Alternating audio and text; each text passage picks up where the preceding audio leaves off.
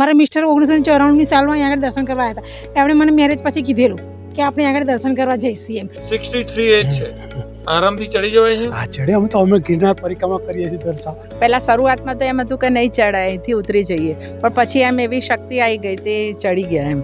કહેવાય છે કે પાંડવો જ્યારે અજ્ઞાતવાસ પર અહીંયા રોકાયા હતા, શ્રાવણ માસમાં મહાદેવના દર્શનનું અનેરો મહત્વ છે. અને આજે આપણે બનાસકાંઠા જિલ્લામાં આવેલ કેદારનાથ મહાદેવના મંદિરના દર્શન કરવા જઈશું. આપ મારી પાછળ જોઈ શકો છો તે જેશોર વન્ય અભયારણ્ય વિસ્તારમાં આવેલ કેદારનાથ મહાદેવના મંદિરના દર્શન કરવા જવા માટે આ જે આપને જે સીડીઓ દેખાઈ રહી છે, આવી 750 સીડીઓ ચડી અને આપણે ઉપર કેદારનાથ મહાદેવના મંદિર સુધી પહોંચીશું. અને ત્યાં ગંગા જમુનાના જે ઐતિહાસિક અને વિશ્વસનીય જે કુંડ આવેલા છે તેના પણ દર્શન કરીશું. તો આવો મારી સાથે અને દર્શન કરીએ કેદારનાથ મહાદેવના. તો શરૂ કરી રહ્યા છીએ આપણે કેદારનાથ મહાદેવના સફરની. 750 જેટલી સીડીઓ ચડી અને આપણે કેદારનાથ મહાદેવના દર્શન સુધી પહોંચશું, મંદિર સુધી પહોંચશું અને ત્યાં અલૌકિક મહાદેવના દર્શન પણ કરીશું. અહીંયા આપ મારી પાછળ જોઈ શકો છો. હું કેમેરામેનને કહીશ પાછળના દ્રશ્યો બતાવે, પાછળ કેટલી સીડીઓ છે અને અહીંયાથી અનેક લોકો એ મહાદેવના દર્શને પણ જઈ રહ્યા છે. આવી સીડીઓ ચડીને આપણે કેદારનાથ મહાદેવના દર્શન સુધી પહોંચશું. રસ્તામાં એક બેન છે, આપણે બેન સાથે વાત કરીશું. બેન ઊભા રહેશો જરા. બેન પોતે પણ દર્શન કરવા જઈ રહ્યા છે, ક્યાંથી આવી રહ્યા છે, કેવો કેદારનાથ મહાદેવનો પરચો છે, બધી વાત કરીશું. બેન ક્યાંથી આવો છો અને કઈ રીતે જાણ થઈ કે અહીંયા કેદારનાથ મહાદેવનું મંદિર છે? અમદાવાદથી આવું છું જી. અને કુસુમ પટેલ, હું મારા હસબન્ડ બંને આવ્યા છીએ કેદારનાથજીના દર્શન કરવા. મારા મિસ્ટર 1994ની સાલમાં અહીંયા આગળ દર્શન કરવા આવ્યા હતા. એમણે મને મેરેજ પછી કીધેલું કે આપણે આગળ દર્શન કરવા જઈશું એમ. તો આજે 2025માં મેળ પડ્યો છે મારો. તો કોઈ માનતા હતી કે ના એમ જ નહીં, એવો શિવરાત્રી મેળો હતો ને વખતે, એ વખતે અમે આવેલા અહીંયા. અચ્છા, અહીંયા મારા બ્રધર અહીં સર્વિસ કરતા હતા ને, ઓકે. તો પછી ગાડી લઈને આવ્યા હતા. પછી એ વખતે મને ગમ્યું એટલે આને કહ્યું, મેં કહ્યું આપણે જઈએ. આટલા વર્ષે મેળ પડ્યો છે, કારણ કે હું પોતે જોબ કરું છું એટલે રજાનો મેળ ના પડે. એટલે આજે વળી માતા મહાદેવજીની ઈચ્છા હશે કે અમે એમના દર્શન કરવા આવીએ એટલે. હું પોતે બી વકીલ છું.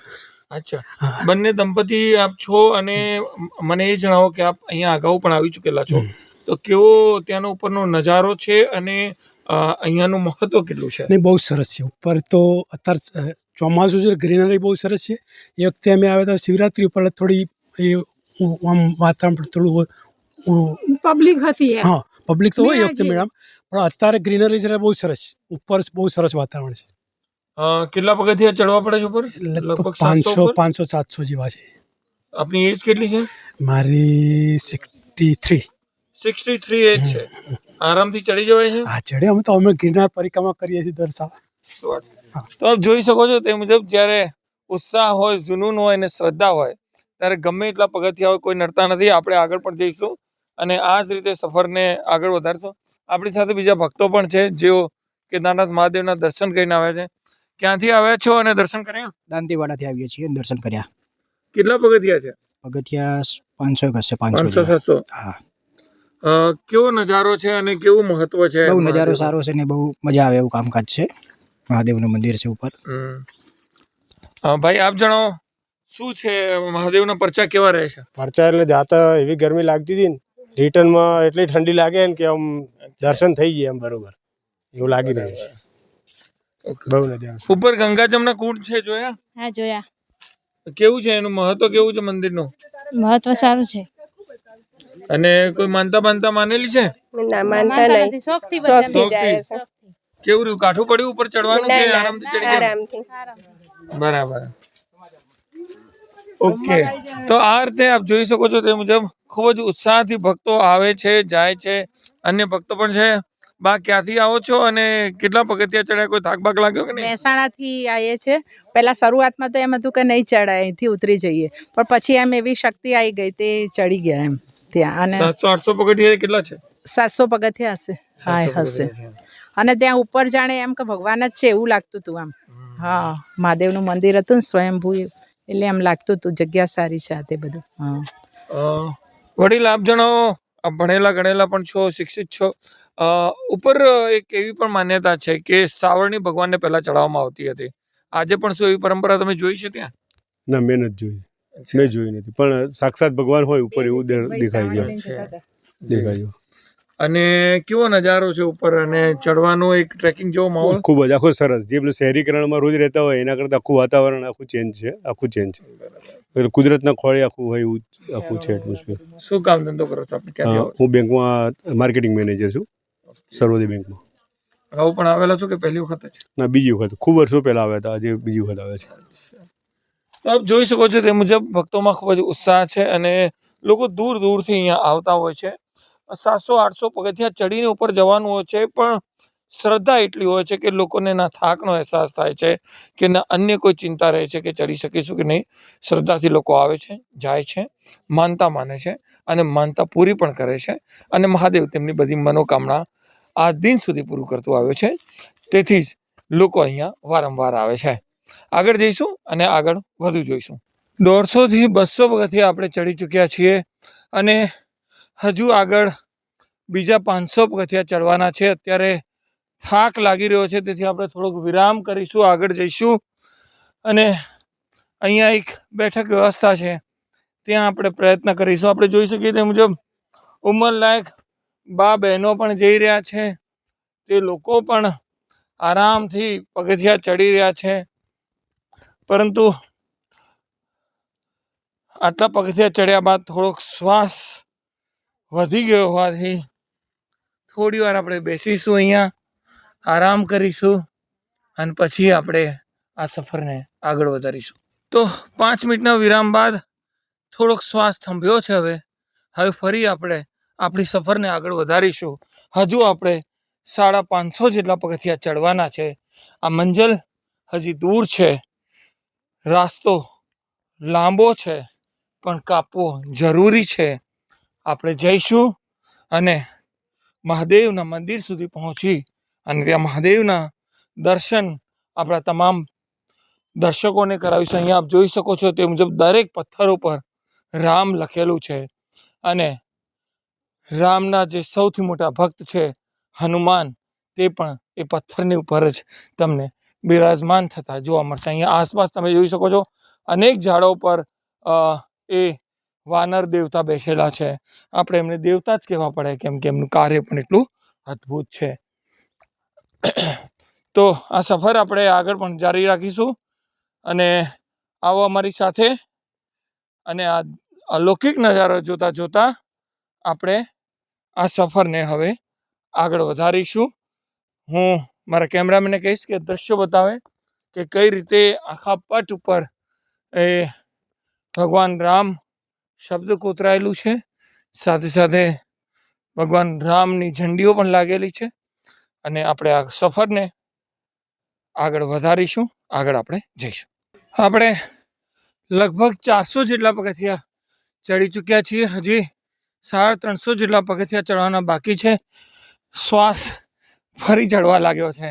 હું મારા કેમેરામેનને કહીશ કે તેઓ આગળ આવે અને અહીંયા વચ્ચે એ મહાદેવ ભગવાનના દર્શને પહોંચો તે પહેલાં જ મંદિરના ઘંટનાદ છે તેને વગાડીશું આપણે શ્રદ્ધાપૂર્વક, અને થોડો અહીંયા વિરામ કર્યા બાદ ફરી આપણે આ સફરને આગળ વધારીશું.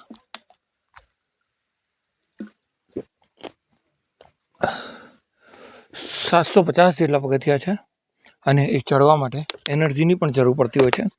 તેથી વચ્ચે વચ્ચે પાણીની બોટલમાંથી એક ઘૂંટ મારવી પડતી હોય છે. અત્યારે આપણે 75% જેટલો રસ્તો પાર કરી દીધો છે. અહીંયાથી કેટલાક ભક્તો એ આવી રહ્યા છે. આપણે એમ કીધું, ભાઈ હજી કેટલું બાકી છે? હજી 100 પગથિયાં બાકી. 100 પગથિયાં બાકી છે. ક્યાંથી આવ્યા છો? અમે મોટા પાલનપુર. કેવું લાગ્યું ઉપર? કેવું છે? મજા આવી ગઈ. અંદર મસ્ત માહોલ હે, ઠંડો. ત્યાં પ્રભુના દર્શન હોમાં થઈ જાય, મજા આવશે. બધો થાક ઉતરી કેવો છે આસપાસનો? ત્યાં સારો છે. બહુ સરસ. હા. તો આપ જુઓ છો તે મુજબ ભક્તો આટલી ઉપર ચડ્યા બાદ જ્યારે મહાદેવના દર્શન કરે છે ત્યારે બધો જ થાક તેમનો ઉતરી જતો હોય છે. હજુ 101 પગથિયાં છે. રસ્તામાં પગથિયાં ચડતા ચડતા આ એક અદ્ભુત સ્લોગન જે દરેક વ્યક્તિએ પોતાના જીવનમાં ઉતારવાની જરૂર છે. તેમાં લખ્યું છે જે દે છે તે દેવ છે, એટલે કે જે આપે છે તે જ ભગવાન છે. વૃક્ષો આપણને ઘણું ઘણું દે છે. રિદ્ધિ સિદ્ધિ અને પ્રસિદ્ધિ મુક્ત મને આપે છે.